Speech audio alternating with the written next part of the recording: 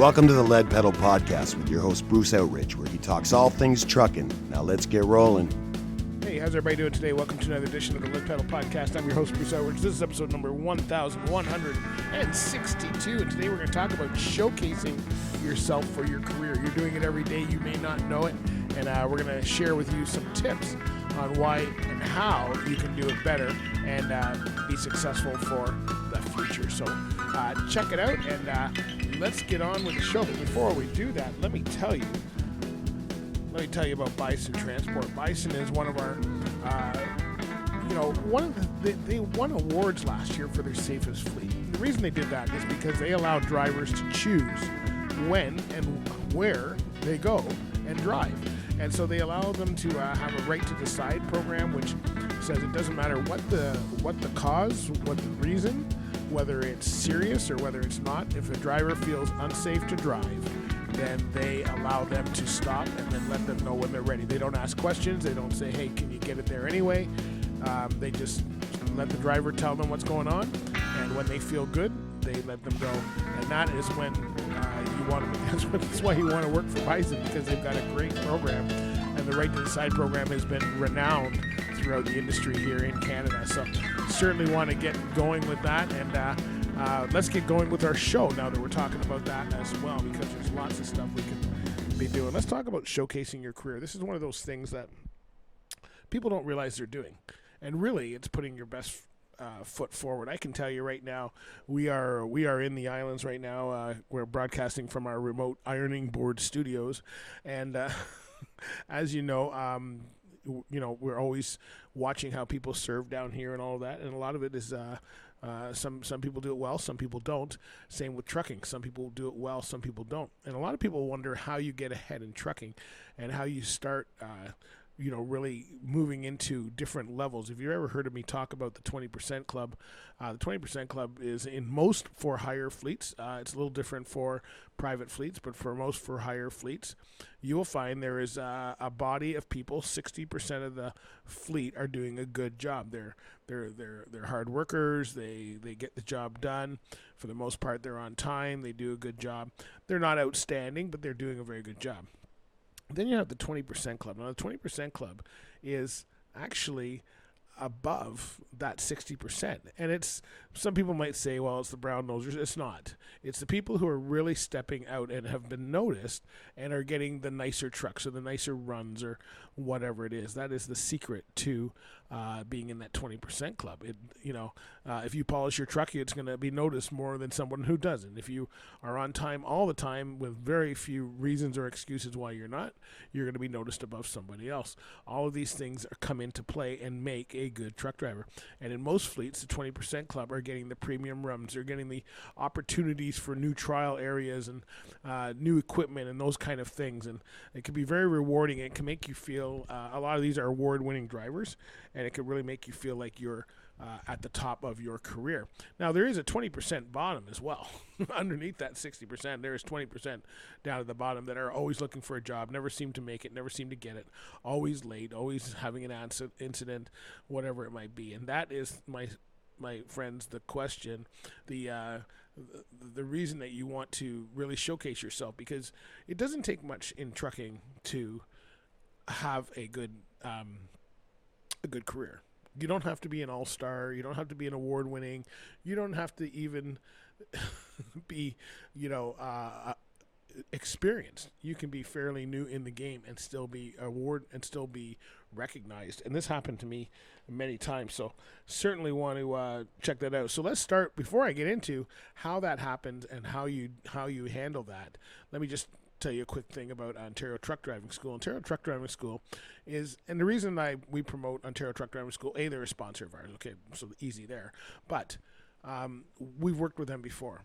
9 locations throughout Ontario. They believe they've been around since 1978. They have the top equipment. They have a variety of courses from heavy equipment to, and they do corporate training. They do one-on-one training. They do all kinds.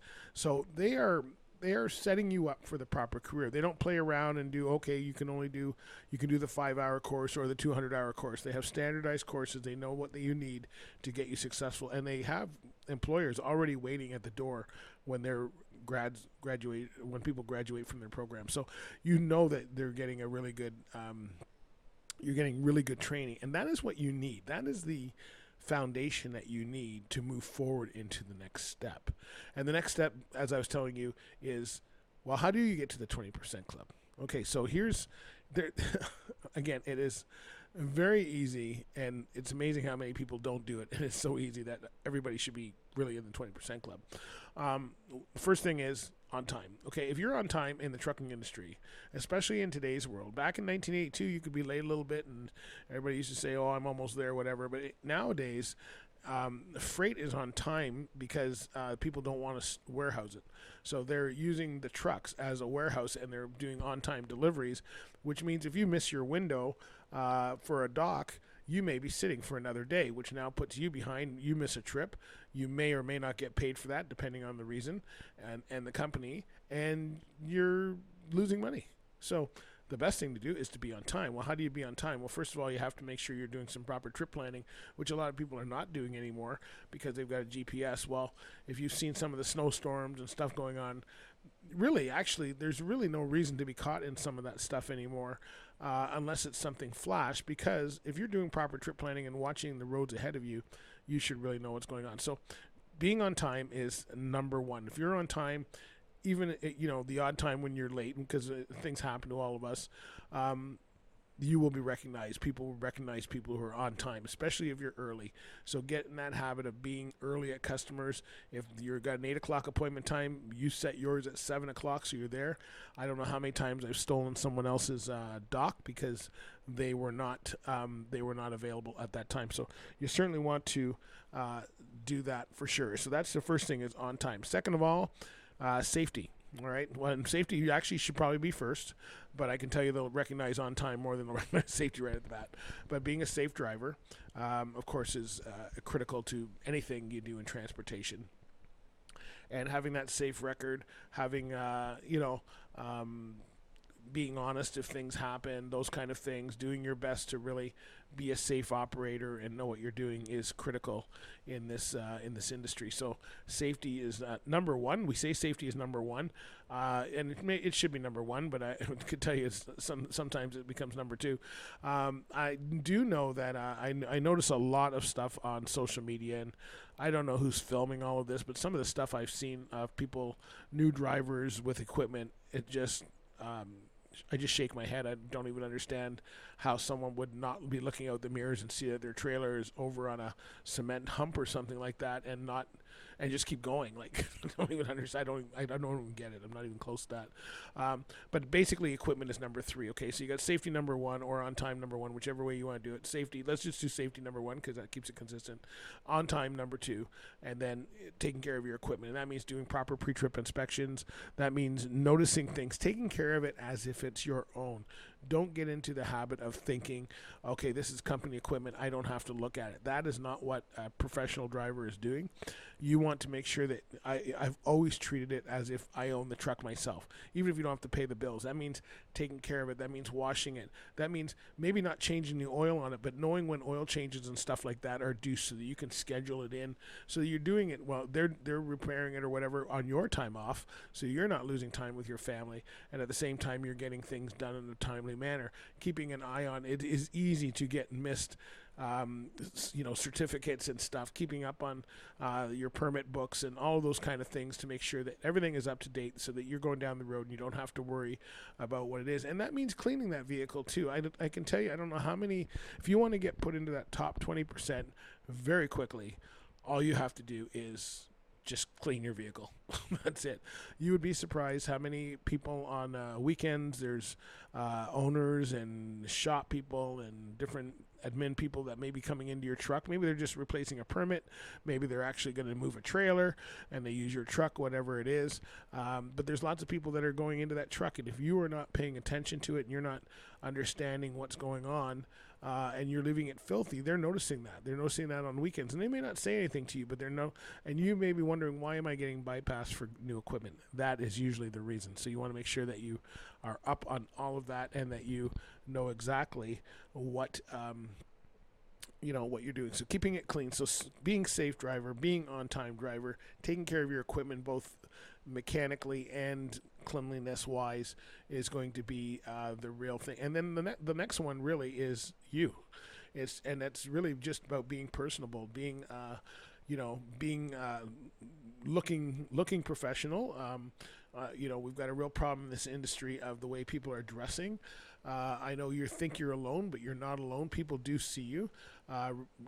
If you want to get respect from shippers and receivers and other people that you're meeting along the way, then just dress professionally. And when I say dress professionally, I'm not saying you got to be wearing a suit and tie. I'm saying something like a golf shirt and clean jeans and work boots are enough. You don't have to be going outside of that, but you do need to look relatable. And if you're wearing unsafe shoes like flip-flops when you're going into plants and stuff like that, you are going to be noticed in the wrong way, and you're going to be at the bottom of the 20% club. So making sure that you've got those 4 areas. You're a safe driver, you're on time, you're taking care of your equipment, both cleanliness and mechanically, and you are also taking care of yourself, both health-wise and professionally, and the way you present yourself.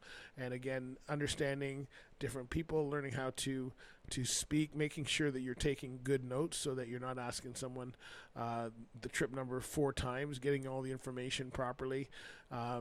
This is all part of being a professional driver, and this is what you need to work on. You get to that point, and it gets very easy to be noticed in the top 20% club, and you really have to do that in today's world if you want to set yourself apart. And the opportunities come out of that. If you think of even further past the seat, maybe you're not ready for that yet, but further past the seat, you get into having to make sure that you opportunities for safety or operations or dispatch usually come out of someone noticing someone who's being a good driver and then seeing if they're interested in other areas. And if you want to get into training down the road or any of that kind of stuff, your record from before will follow you, so you want to make sure that you have that set. So making sure that you're understanding all of that and you're doing what you need to do is going to make you a great driver. And if you can do that, you will be in what I call the top 20% of your fleet. And by that, you'll see a lot of opportunities that a lot of the other drivers are not getting, even if you are fairly new. You do not have to be a long-term. I had a lot of opportunities in my career that came out of just even my first year with a fleet, just because of the way that I handled myself. So that is something that a lot of people need to learn, and especially if as somebody who's new to the country, trying to improve instead of trying to stay with your familiar people, and I understand that, but also trying to break outside of the box and understand other cultures and your other teammates is going to go a long way to you being a more of a professional driver in our industry in North America. Then you may have driven a truck back home, wherever your homeland is, but a lot of rules and regulations are different in North America, and the way we drive is a lot different in North America than a lot of other countries. So understanding that and curtailing your safety and your driving needs to that is going to take you a lot farther than everybody else. All right, so I think that's there's your 5 tips there for being a better driver, getting into that 20. You want to be safe on the road. You want to be on time. You want to take care of your equipment. You want to take care of yourself and your presentation, and then you want to start understanding others and